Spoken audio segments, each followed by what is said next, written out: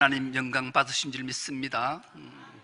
오늘 또 복되고 거룩한 주일, 하나님이 찾으시는 한 사람의 예배자가 되어서 영과 진리로 예배하는 여러분의 삶과 가정과 일터와 기업 위에 하나님의 놀라운 복과 은총이 충만할 수 있기를 주 예수 그리스도 이름으로 축복합니다. 오늘 우리 함께 은혜 받고자 하는 말씀의 제목이 함께 꿈꾸면 이루어진다, 이런 제목으로 함께 은혜를 나누겠습니다. 예수님의 12제자 중에 특별히 사랑받은 제자 하나가 있지요. 그 이름을 성경은 사도 요한이라 그래요. 이 사도 요한에게는 특별한 제자가 있었어요. 폴리캅이라는 제자, 우리는 기억하지요.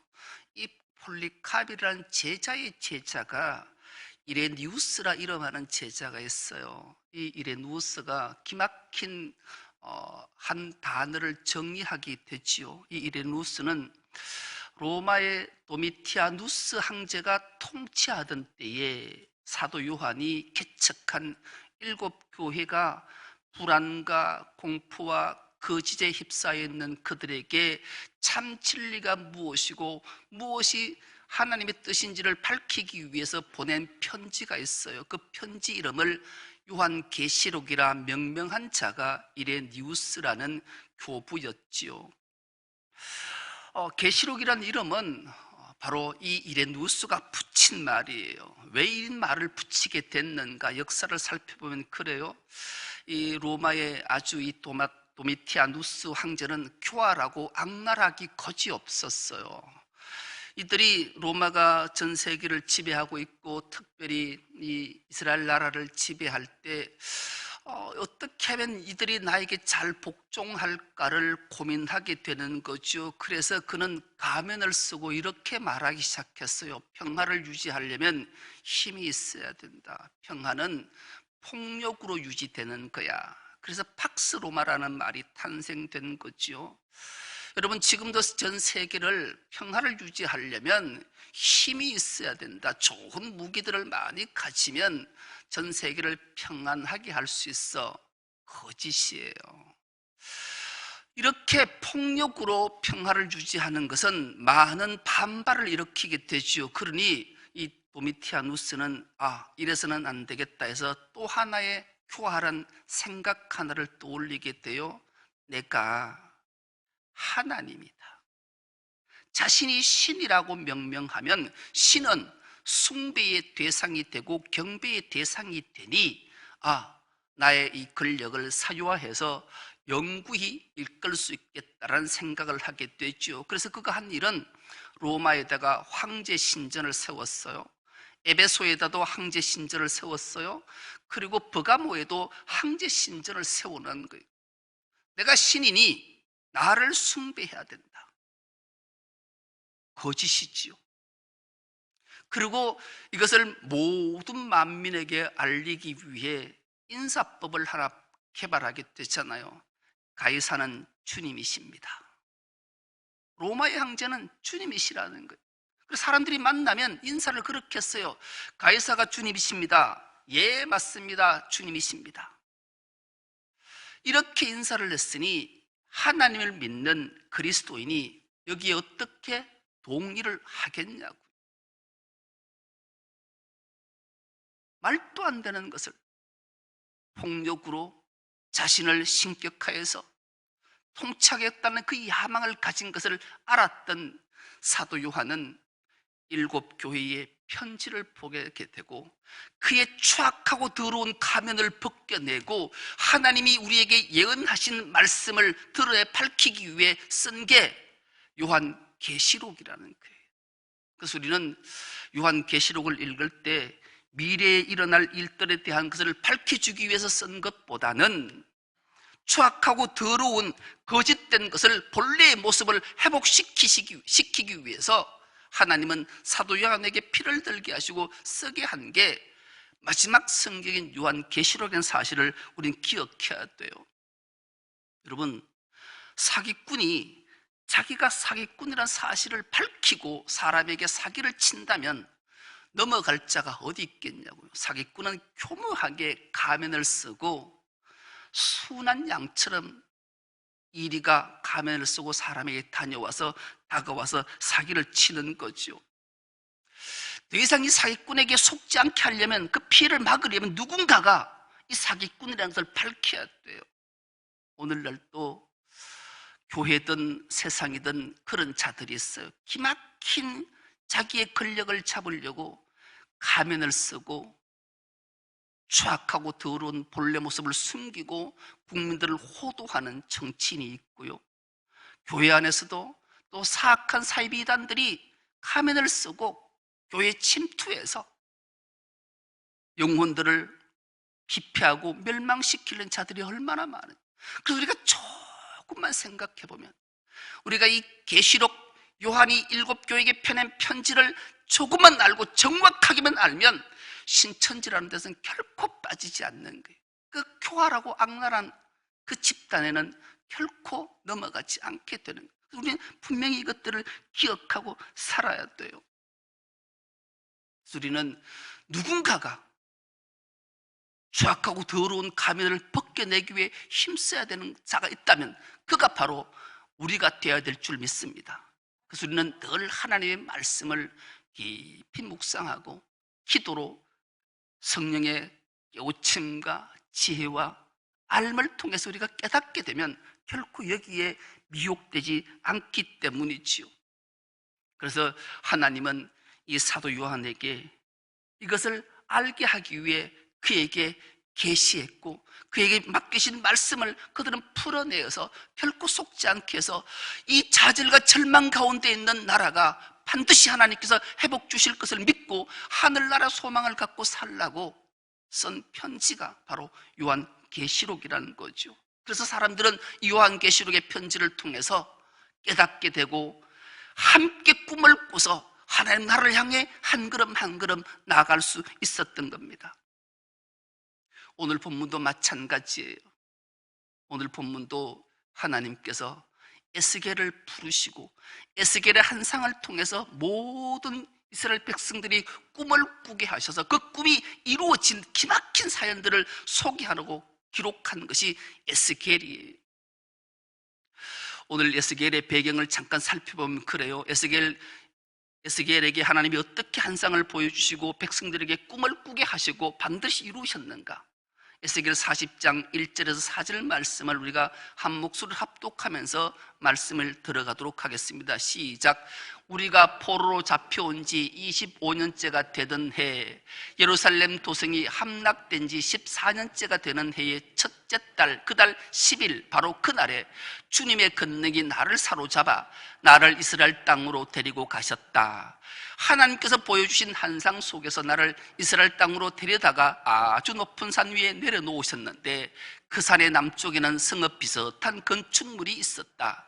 그가 나를 그곳으로 데리고 가셨는데 그곳에는 어떤 사람이 있었다. 그는 노새와 같이 빛나는 모습이었고 그의 손에는 사무로 꼰줄과 청량하는 막대기가 있었다. 그는 대문에 서 있었다. 그때 그 사람이 내게 말하였다. 사람아, 내가 네게 보여주는 모든 것을 내 눈으로 잘 보고 내 귀로 잘 듣고 내 마음에 새겨두어라.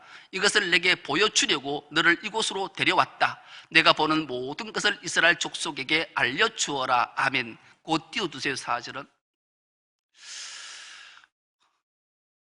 바벨론 포로로 잡혀간 지 해가 25년이란 세월이 흘렀어요. 그리고 예루살렘 도성이 무너진 지 14년째 되던 해에 하나님께서 에스겔에게 찾아오셨어요.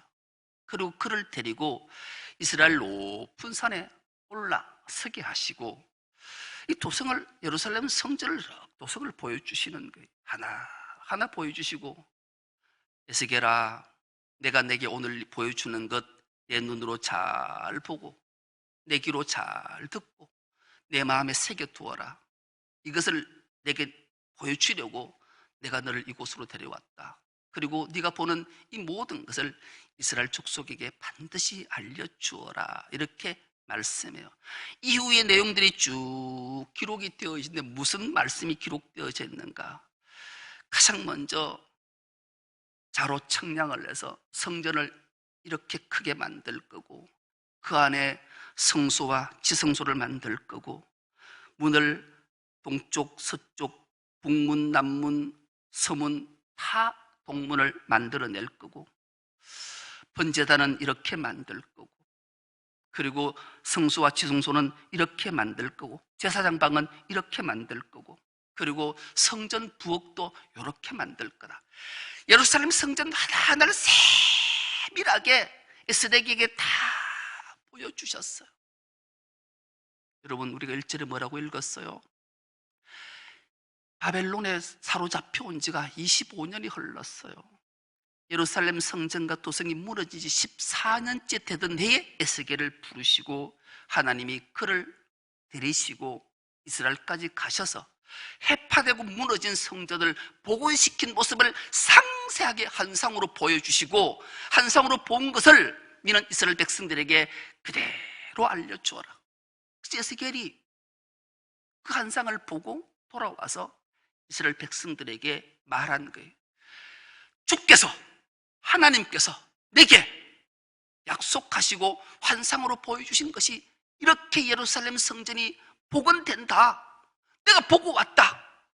그러니 포로로 잡혀온 백성들의 마음이 어떻겠냐고요. 그래, 하나님께서 우리를 결코 버리지 않으셨구나. 꿈을 갖기 시작한 거예요.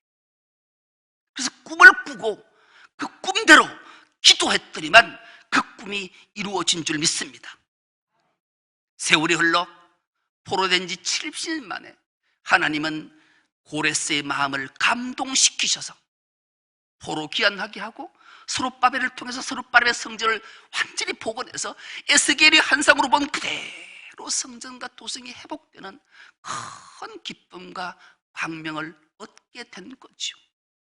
그렇습니다. 우리는 오늘도 마찬가지, 오늘날 또 위기가 닥쳐와서 공중권세 잡은 사탄 마귀가 우리를 지옥으로 끌고 가려고, 우리에게 신앙생활 하지 못하게 하려고, 하나님을 섬기고 하나님이 경배하지 못하려고 온갖 바리새뿐만 아니라 우리의 마음에 악랄한 가면을 쓰고 다가와서 우리 하여금 믿음에서 떠나게 할 때, 하나님은 다시 한번 주의 종을 통해서 이 말씀을 기억하게 하시고 선포케 하셔서 환상을, 꿈을 여러분에게 공유하고, 이 꿈을 꾸면 반드시 모든 것들이 물러나고 회복되는 역사를 만들어주시겠다 약속의 말씀을 주신 줄 믿습니다.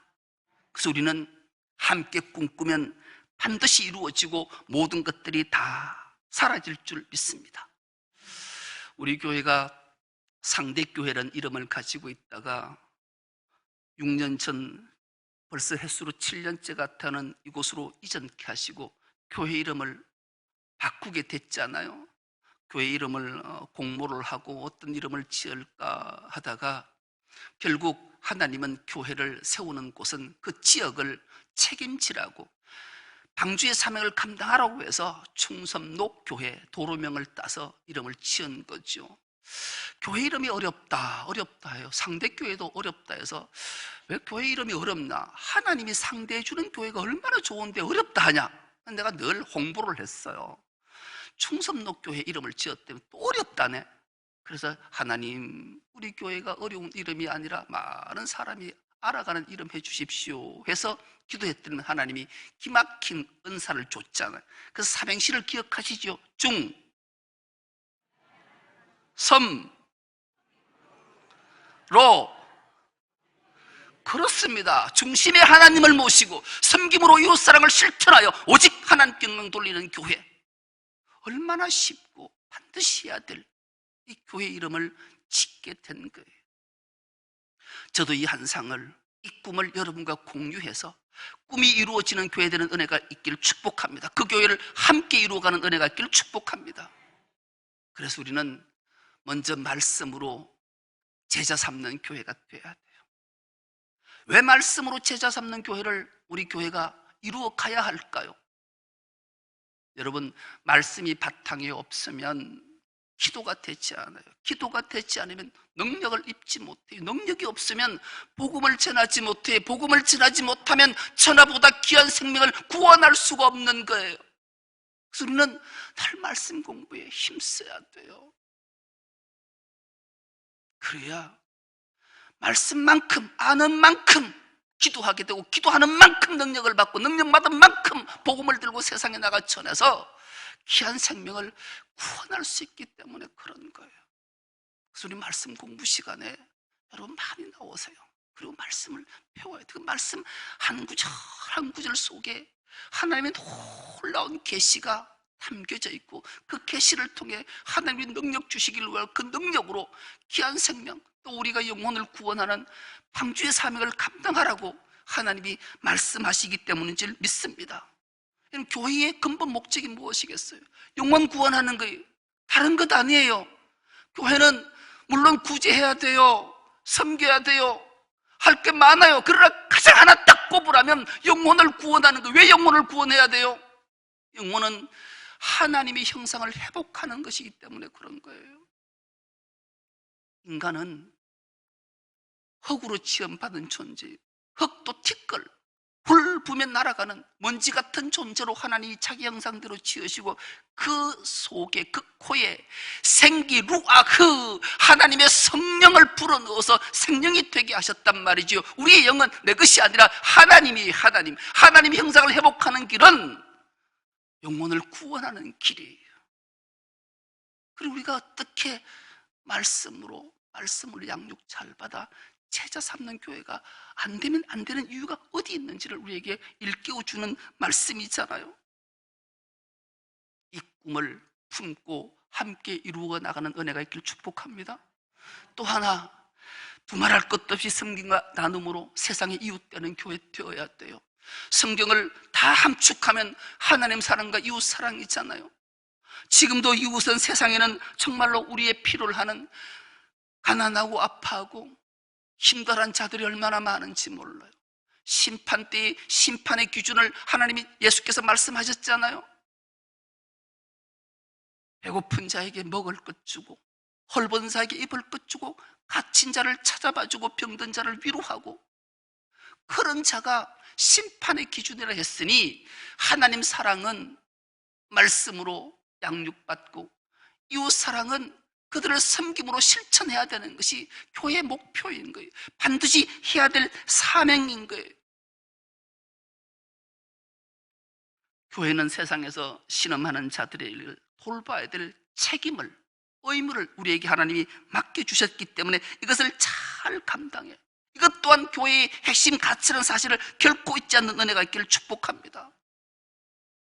목사는, 성도는, 그리스도인은 하나님께로부터 직분과 사명을 받았어요. 그 직분과 사명은 죽음 앞에 있는 생명들에게 영생이 무엇인지, 생명이 무엇인지를 그들에게 가르쳐주고 준비시키는 자예요.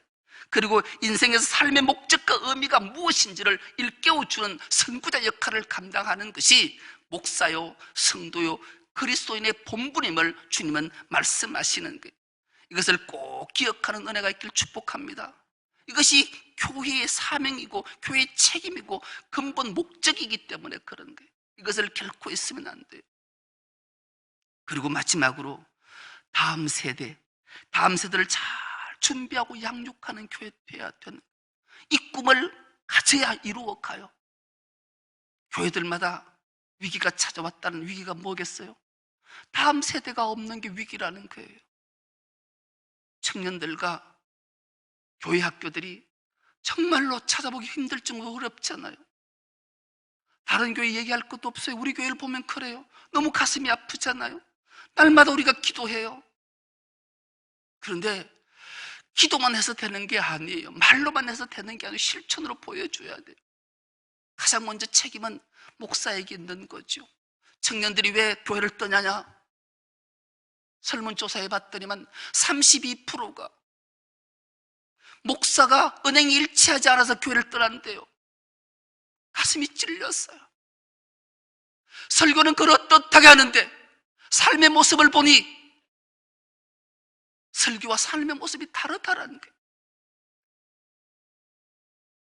그래서 청년들이 교회에 오지 않는다라는 거예요. 두 번째 이유가 뭐냐? 22점 몇 %인가 되는 게 하나님을 만난 경험이 없대요. 그러니 맨날 기도할 때마다 하나님은 살아계신다는데 내가 교회 신앙생활을 1년, 5년, 10년 해도 하나님을 만난 적이 없대요. 그러니 내가 교회 예배당에 왜 가냐? 그래서 안 간다라는 거예요. 그리고 교회는 너무 건의주의에 빠졌다라는 거예요. 목사가 제일 높고 장로가 그 다음이고 그 다음에 안수집사고 권사고 이런 수직적 관계가 있는 곳은 교회밖에 뿐이라는 거예요. 여러분, 교회가 그런 곳입니까? 아니잖아요. 목사가 가장 먼저 제일 낮은 자리에서 섬기고 그 다음에 장로님이, 그 다음에 안수집사님이, 그 다음에 권사님들의 섬김의 자리로 내려가야 될 텐데 그 모습을 찾을 길이 없어서 교회를 떠난다라는 거예요. 누구 책임이에요? 청년들, 어린아이들이 책임이 아니에요. 바로 내 책임이에요. 우리 책임인 거예요. 그래서 온갖 방법들은 다 쓰지요. 좋은 프로그램을 만들고 매일 먹을 것 주고 선물 주고 한심사기. 그래도 그들은 요즘은 풍족해서 이런 것들에 매료되지 않아요. 미혹되지 않아요. 그렇다면 방법은 뭘까? 딱 하나예요. 기도밖에 없어요. 기도. 여러분, 이 교회 한 4, 50명 되는 교회, 우리 교회 3분의 1만 한 교회에 청년들, 중고등부 아이들이 20명, 30명씩 모인다 그래서 내가 찾아가서 물어봤어요. 도대체 이 교회 비결이 뭐냐? 비결이 딱 하나더라고요. 헌신한 교사가 한 생명을 부여안고 기도하는 거예요. 눈물로 기도하는 거예요. 그냥 새벽자단에 기도하는 것이 아니라 그 한 생명을 찾아가서 진실한 마음으로. 여러분, 기도는 성령의 교통이 있는 거예요. 그래서 그 아이가 무슨 말인지 못 알아들었지만 성령께서 찾아가서 그 아이의 심정을 만져주니 이 선생님이 나를 참 마음으로, 진실한 마음으로 나를 위해 기도하는구나 깨달으니까 그가 예수를 믿게 되고 하나님을 만나게 되니까 그가 또 친구를 데려오고 그렇게 해서 한 교사의 헌신 충성이 이것들을 만들어 놨더라.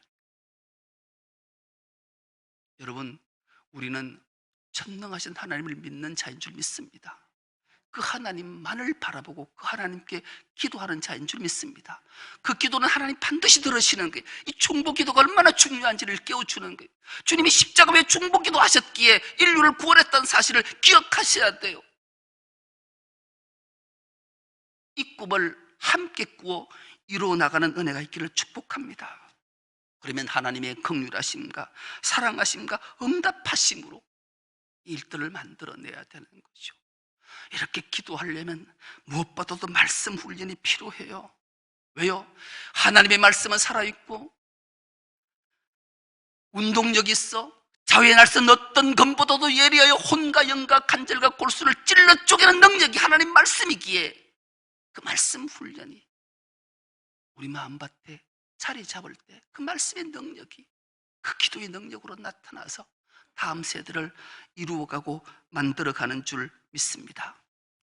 바벨론 포로 시기에 직업 하나가 생겨난 걸 아십니까?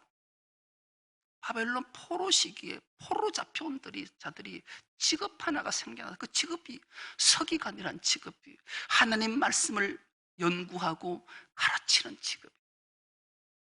그래서 그들이 명맥을 유지하게 되고 다시 꿈꾸는 대로 환상 본 대로 이루어지는 놀라운 역사를 경험하게 된 거죠.